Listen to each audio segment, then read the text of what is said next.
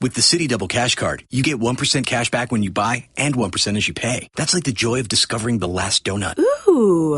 And it has your name on it, literally, in chocolate sprinkly things. No way. Double the love with the Citi Double Cash Card. Apply now at Citi.com/doublecash. Batard. This is actually what happened during the break.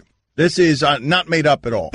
That's Stugotz clearing his throat with We the got to fix button. this cough button, yeah, man. Or you, or your health. Yeah, that would not be, my health fine, man. No, I just got a physical, got a clean bill of health. Yeah. Yep. Stugotz. There's no way that you got a clean bill of health. I'm telling you must hit that cough button 75 times a show.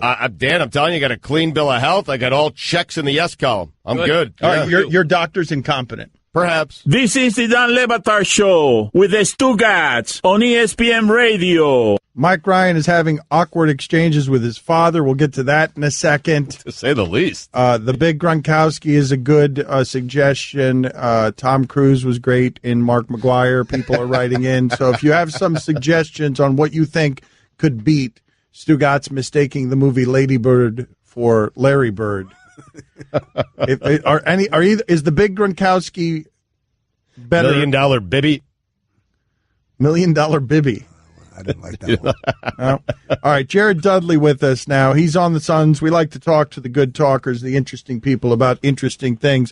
Thank you for joining us as always, Jared. We always appreciate your time. What has got you stimulated these days in the league? Like, what are you looking around the stories? I know you have some interest in the stories, in the storyline. So what are you interested in as you see what's going on in your sport this year? What are you watching? That's a great question. I think that early on was the transformation of Porzingis basically coming into a top 10 player before our eyes within the first 20 games. That's a huge storyline where that team we thought was rebuilding, they're now in the playoff contention, the Knicks, and he's a transcendent star I think we have here. And then I think everyone gets caught up in the hype of looking at Lonzo Ball, and even though him shooting an NBA career low for all players, his effect in the game is definitely goes unnoticed. And I think that you have to surround him with the right people for him to take that. But a lot of stuff can LeBron and then roll himself to another finals, and can the Warriors just keep winning and make it look easy with doing it? Jared, do you look at Lonzo Ball and do you see somebody who's sort of short-circuiting mentally, or is he just young? Like where it's a real vulnerable spot to be in, to not have confidence among you, Piranha? I think it's both. I think he's young and not confident. I think that in the NBA, Amin can tell you guys this too. I mean, we scout a player. You know their tendencies. You know when he goes right, he can't do a pull-up jump shot because how his shot is. He can only do one thing, and that's two things: either pass or get all the way to the basket. So it makes it easier to guard. And when he goes left, he step backs. So his best attributes right now are rebounding the basketball, which is easy because Brook Lopez is, if you look at his rebounds per game, is one of the worst center rebounds. So he gets a lot of these rebounds, but his passing is phenomenal. So you give him that. I don't think you'll really see him really take off until he plays with other stars and the focus isn't on him. Dan, I don't know if you know this, but Jared's been injured this year, and so a lot of Suns games, you see him in a suit, and he looks like a coach. He's out there coaching the young guys because they got a fairly young team. And so, JD, I want to ask, does this mean you gave up on your dream of being a broadcaster and I can rest easy at night? I mean, you see all these coaches, the money they make, and I might have to switch up my mindset now. I just think overall it's a passion, something I think that's something I've grown into, and I think it's all about opportunity afterwards. So I'll keep coming on good shows like this one with you guys, and once my playing career is done, you look at, what's the best option for me and my family, but coaching is definitely up there, being an analyst, stuff that being around in the game, maybe even a GM. Well, one of the things I like talking to him about is very few current athletes will do what he just did to the Lakers with Lonzo Ball and Brook Lopez, where he's just sort of matter-of-factly critiquing in a way that's not very gentle and they might not like. But I'm just curious here, have you ever been or felt like you're being poorly coached, Jared, when we talk about you becoming a coach? Give us an occasion where you're like, man, this guy's not coaching me right. Wow. Tons of times. Lindsey Hunter was one of them when we played here. I was outspoken about that. Sometimes how you get a job, the respect is huge in this league. Sometimes it's not about X and O. Sometimes it's the respect of, even as a player, doing your dues, doing it the right way, doing it for the team, being unselfish, stuff like that. And at that time, that person was unqualified for that job at that time, and you could tell. And, you can't cheat a vet. You can't cheat a team that how it's supposed to be done the right way. I've been coached by Doc Rivers, Larry Brown, a lot of good coaches in my career and stuff like that. So the standard how an NBA coach is supposed to be, and that wasn't it for that year. How could you tell? How could you tell he wasn't handling the details? He was not qualified. First thing first, he didn't draw the plays up. If you don't have the clipboard in your hand, you can't draw a play up. I don't think you should be a coach in this league. We had our assistant coach drawing up all the plays, and he would sit and watch. So that's the first thing. And then you could tell by the practice schedules what you're doing in practice and how it is. I mean, a lot of this job, is, to be honest with you, is teaching when you're a young team, and then it's motivating. It's a communication job at the NBA level. College level is more teaching. So in this one, it's how to communicate. You have 15 guys that all want to play, and you have to have all of them buy in. And if you see some teams, even with stars like Oklahoma City, they're struggling. That's a communication error. That's something where people are not being bought in, and people are not understanding the game plan, what you're trying to do throughout the course of the game. Can you take us through Jared Dudley with us on ESPN Radio? Can you take us through sort of how it is, though, that you arrive at the point? Jared Dudley arrives at the point. You know what I'm going to do? I'm going to be publicly, vocally critical of my coach. I've made this decision. When these reporters come in here, I'm going to rip Lindsey Hunter. Take us through how you go about doing that. Wow, yeah, that's a tough thing because you never want to rip any coach. I always believe, and there's a right way to do it. You can do it after the fact when the coach is not there, the players aren't there. You express what you thought happened after a game, and maybe it has to go. I always believe this. You should always be critical when you win. It's easy to complain when you lose. Oh, you're this. Oh, this is why I'm not playing. No, hey, like we beat the Bulls the other day. And after we won, I said, fellas, we might have won, but if you play that way and you win, you're going to get beat down. And that's what happened to us yesterday. So I like to be critical when we're winning. Hey, yes, you're playing a Bulls team that's just as young as us. They're worse than us when it comes to the record. They're not trying to win this year. We understand that. But if you have these habits carry over. So when you play a playoff team like Detroit, so I'm more critical on wins where, hey, I just thought we were sloppy out there. I thought our execution down the stretch wasn't as it needed to be. And you got to pick and choose your spots. But overall, I always try to be positive in the most possible way, but giving a critique, the best critique I can. Jared, I don't feel like that answered my question. How did you come to the point where you were saying to yourself, I'm going to rip Lindsey Hunter in the press? In the press, like where you get to the point. For him personally, only him at this time, was after a month of going through it, of seeing what was being transformed over a month of not learning, of us losing games, being frustrated, and no change being in order.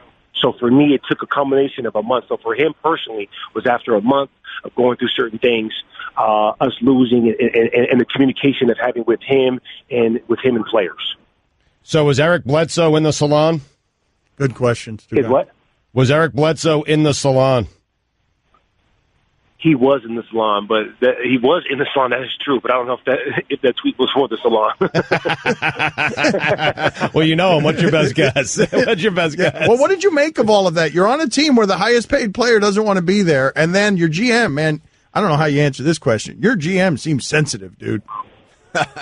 When it comes to a player, it's understandable. You understand this. When you hit 27, 28, you're in your prime years. You want to win. When Eric Bledsoe got here at 25, 26, they actually were winning. They traded for him. They had low expectations. I think they had 48 wins. So we went from a rebuild mode. Now, me, I was 31, 32 coming here. I understood the rebuild mode. So I understood what my job was. He's someone, hey, I'm trying to make an all-star. I'm trying to get to the playoffs. And to my knowledge, he was trying to move on earlier.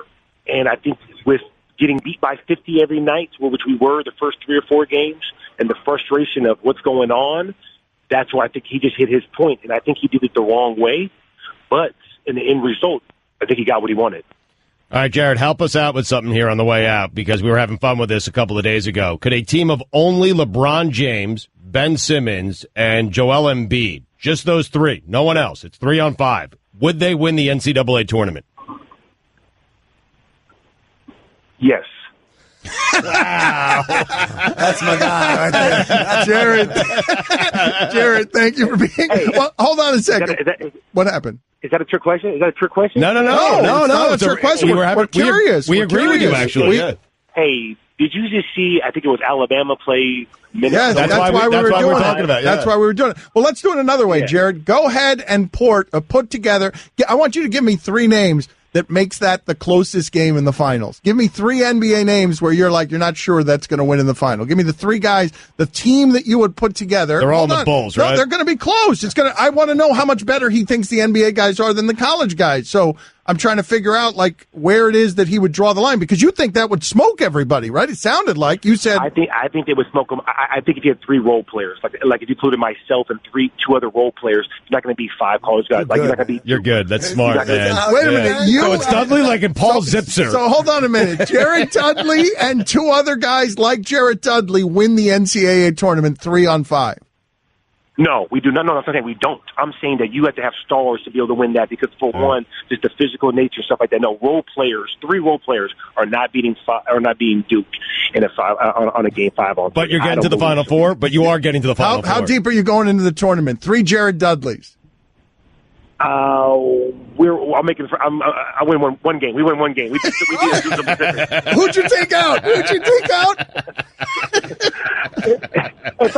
man, 305, man. You watch those movie Hoosiers, and they're trapping everybody. Listen, man, they're gonna full court press. Right, but 3 Jared Dudleys is beating LaSalle in the first round. Yeah.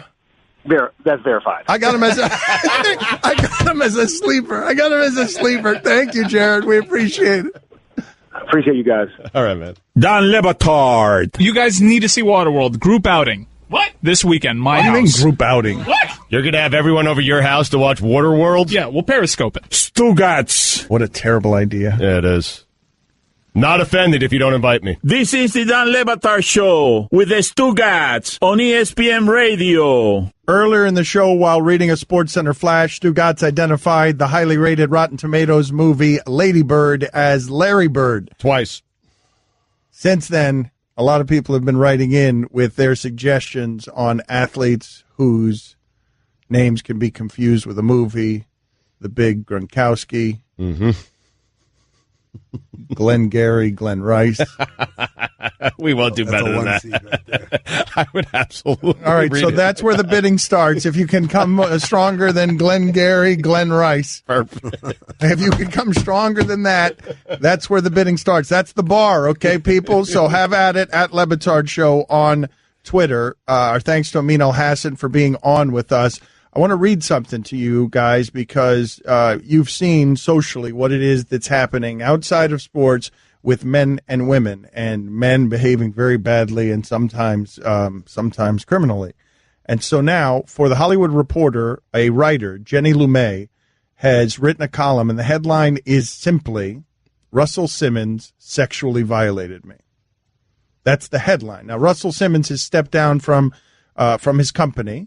Yes. And I'm going to read to you a little bit of this because I think when the details come out on this, it's shocking enough when Matt Lauer is fired. But when the details start coming out about this and you hear the account of women, you then hear the fear in them as they chronicle some of this stuff, the fear and the shame, and it gives it a certain humanity that if you're inclined to dismiss this as, oh, this is sexual harassment, but it's been around since the 1950s, there are words here that she is choosing while describing what Russell Simmons did to her that make it immensely humanizing and then will make you angry at Russell Simmons. So here is where we are with her telling her story and the way that women have been empowered to come forth and tell their stories. I got into the car with you. The driver began to drive. I assumed you knew where I lived because you had sent me 250 balloons, but I gave the driver my address on 19th Street and 2nd Avenue. You said to the driver, no. I didn't understand, so I said, Russell. I said again to the driver, 19th Street. Again, you said to the driver, no. Then the car doors locked. It was loud. The noise made me jump. I didn't recognize you at that moment. It was disorienting. I say it twice now because you said no twice then. I couldn't open the doors. I couldn't open the windows. The car was moving. The driver did not stop. He did not take me to 19th Street. He took me to your apartment. I didn't try to kick the windows out. I didn't punch or kick. I didn't say, "What are you doing?" My voice left me after the second no. I felt dread and disorientation. I wanted to go home. I said I wanted to go home. I didn't recognize the man next to me. I didn't know if the situation would turn violent. I remember thinking that I must be crazy. I remember hoping that the Russell I knew would return any moment. I felt dread. I felt tremulous, off my feet. I felt an intense need to keep both. Oh, I'm sorry. The car stopped at the curb. I don't recall the street. I recall the driver opening the door from the outside and you behind me. I was between the two of you, not wedged, just in the space between you. I remember exchanging a look with the driver. He was unreadable. It was chilly out. It was me and these two men. I felt dread. I was tremulous, off my feet. I felt an intense need to keep both of you calm. Was there a time or a space to run? I have no idea. Would somebody else have run? I have no idea. There were two men, one of whom obeyed the other. It was an overwhelming feeling. Chilling, man.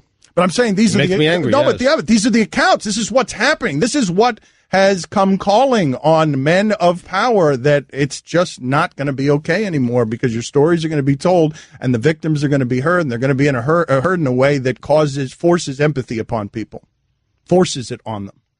This isn't overzealous stepping over boundaries. This is clear into the territory of forcible, right? It's criminal. Yeah, it's criminal, yes. That's the, again, I think with all of these stories, the common thread isn't because when we thought about sexual harassment from the 50s, it was smacking the assistant on the rear end and all that. And this is, no, this is not what that is. No, there's nothing like this. This isn't not that that's good, but this is creepy, crazy, over the line. Oh, man. It's just how do you feel entitled to this? And because you have the power, dude. That would be my guess. Yeah, you have the power to make people's careers. Again, right? the idea there is that the power structure of the driver, like she said, two men and one of them obeys the other. Just everyone in this car obeys me. I just think that what is coming forth now is women are being able to explain in ways that men are forced to understand. Stop making us feel like prey. And men walk around through their life never feeling like that. Men just don't know what it's like to wander around. You do sometimes when you go into the wrong neighborhoods, but you don't know what it's like to wander around in your daily life. You're just driving home. You just need a ride home, and all of a sudden you're afraid of a driver and a man you thought you knew. Right, with familiar faces, right? That's the other thing. Feeling like you're prey among people that you work with. The thing that is coming forth more and more, that I didn't realize, even as understanding that we were misogynistic and that understanding that sometimes men behave like they hate women instead of love them. The thing that I simply didn't understand, though, was the fear that has been caused. The fear and the shame. The fear to say anything. I didn't understand that the fear and the shame were such that they created silence. I thought the fear and the shame would create what they're creating now, which is screaming. I did not know. I was not aware that this was that pervasive when you've got these people you feel like Russell Simmons and Matt Lauer and like you're. But why would you scream from the rooftops if you're scared? If you're living in fear? No, I know. I get intimidation. it. I didn't understand that the silence wasn't. I didn't understand that the silence was born of fear. I didn't get it. Well, fear and shame. I think it was some of the victims with Ratner and with Harvey Weinstein. Excuse me. Their fear was, if I say something, he'll make it worse. Yeah. He's that powerful. They're that powerful that if I say something, I want to say something, but they'll make it worse. That's what I'm saying is what I didn't understand until this moment in time in history. I did not understand that this was an epidemic that was being silenced by shame and fear. I did not realize that America made women feel this afraid when they gave powerful men power that corrupted absolutely. Don Le Batard. And Demolition Man is Drexler. Absolutely not. Die Hard can be Jordan. Drexler. Look, it's not a Paul Millsap. A couple more years. No, you know what? All-star. You know what? No, I got career. it. Stugotz. I'll tell you what Demolition Man is. Demolition Man is Jamal McGlure. That's what Yes. You went across the line. What? Get out. That's disrespectful. Unbelievable. This is the Dan Le Batard Show with the Stugotz on ESPN Radio. So I've got some movie titles here based on Stugotz. Mike, you want to play that again? You want to play again the Sports Flash in which Stugotz confused because he doesn't do very much understanding when he's reading the copy. No. He confused Lady Bird and Larry Bird. Mm-hmm. And finally, Larry Bird is now Rotten Tomatoes' best reviewed movie of all time. Larry Bird. Lady Bird. Lady Bird. No, Lady Bird. All right, so I've got some other nominees here. Do you guys believe? So far, our best nominee has been Glengarry Glen Rice. Correct. So right, good. that's bigger That's than that's better than the Big Gronkowski. It's better than I love Tom Cruise in Mark McGuire. How about Harold and Kumar Go to Matt Castle? No, the Blair Walsh Project. No, That's pretty. I would do like that. one, yeah. all right. I would do that. Yeah. Reservoir Bogs. No, That's a stretch. Yeah. Home Malone. I could see myself doing that. Yeah. Con Air McGregor. That's pretty good. Con Air McGregor's pretty good. Yeah, but Mike came up with that one. It's not Glengarry Glen Rice. No, it's good, but the movie's Con Air. Like, there's no way I'm going to make that going, mistake. yeah, he's you not know? gonna Man, I didn't think you'd make the Lady Bird, Larry Bird mistake, but you made that. It's an easy mistake. I mean, it really is. Is it? I mean, Larry Bird and Lady Bird, it's an easy mistake. Guillermo, put it on the poll. Is it? Wait a minute. You who finds me, because I called Deshaun Foster, Deshaun Watson, and who leaps in and says, I don't understand that mistake. That's not an understandable mistake. $5. Totally You different. now are saying it's okay to confuse Larry Bird and the movie Lady Bird. I'm just saying it's an easy mistake to make. That's all And I'm Deshaun saying. Foster and Deshaun Watson's not? No, it is, but unfortunately you get fined for it. It's like I don't make the rules. My cousin, Vinny Testaverde. No. See, now that's just turning into like good, regular pun work now. Crocodile Dundee. Interview with Rick Pitino. Funny, not a mistake I would make. That's a but title. great. Yeah. Like, wouldn't that be funny if The Stugotz actual is title. reading? Yes. And finally, Brad Pitt says his most enjoyable movie made was Interview with Rick Pitino. How about that? How about that? And How about that? And not even. Yes. Not even mention it. What do you guys make of this $89 million donation the NFL is making to social progress? I know a lot of the NFL players feel like, it feels like hush money, right? Like, here, this is affecting our league. It's affecting ratings. It's affecting revenue. Here's $90 million. Don't take a knee. I wonder if the players left anything. I don't know if they left anything on the table. Meaning, how important was this to the NFL owners? Well, and Roger Goodell? wait a minute. Are you assuming that the players was this? Do you know something about this story that I don't? Are you saying that this is tied directly to you're going to stand up? It's tied directly, that it's not people that are jumping to that conclusion, that they're saying in exchange for all of you standing up by rule and stopping this nonsense, we will give $89 million to causes. Or are they giving $89 million to the causes because of everything that has befallen them, and it's sort of a PR gesture, but it's not actually tied to bargaining with the players? So I'm trying to find it right now. One of the players tweeted out that they don't support this. They think it's just I don't know if it's hush money, but if it's no, it feels like $90 million for stand the hell up. That's what it feels like. Well, it's kind of like taking your shoes off at TSA. It doesn't actually do anything, but it just makes us feel like we're doing things. Well, but no, I do think that this is a gesture. If it's not negotiated, if we can put down our cynicism, I think a gesture of $89 million toward this cause, you can criticize it all you want. NFL's got a lot of money. That's not a small gesture. No, it's not. Now I'm actually reading the story here on ESPN.com. So my apologies. I was not aware of this. According to this story that I'm reading. You jumped to a conclusion that the players had negotiated $89 million and you think that the story that was in the news the last couple of days was that the players had taken $89 million of money to stand up? That's the way I understood the story last night when I was reading about it last night, that was the deal that was on the table. You jumped to the worst possible conclusion based on your reading retention. No, Dan. That's the way. You simply didn't read it. No. I did read a story last night where that was the suggested thing, that the owners would give $100 million last night, and the players there would be no more protests before the national anthem. So I made a mistake. So I apologize. I'm reading here that it is not tied to the protest, but the owners are hoping that it is. No, but it is tied. It is in a roundabout way. We all right. know it's tied to it, but you are making the leap to something that had been negotiated. This is an extraordinary gesture.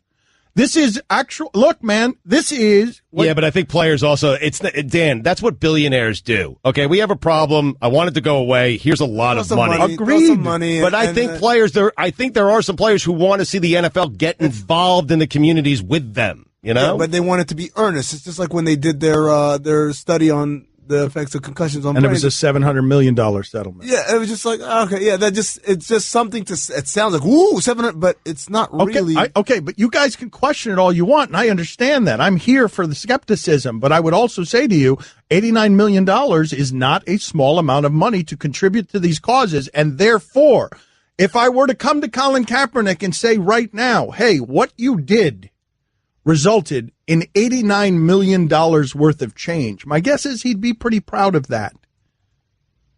Depends on what kind of change it actually is. Okay, but $89 million, like what are we talking about? That if you pour $89 million into these kinds of causes, that's not a small thing. That they have a vested interest, a business interest in doing so is indisputable. You understand the skepticism, right?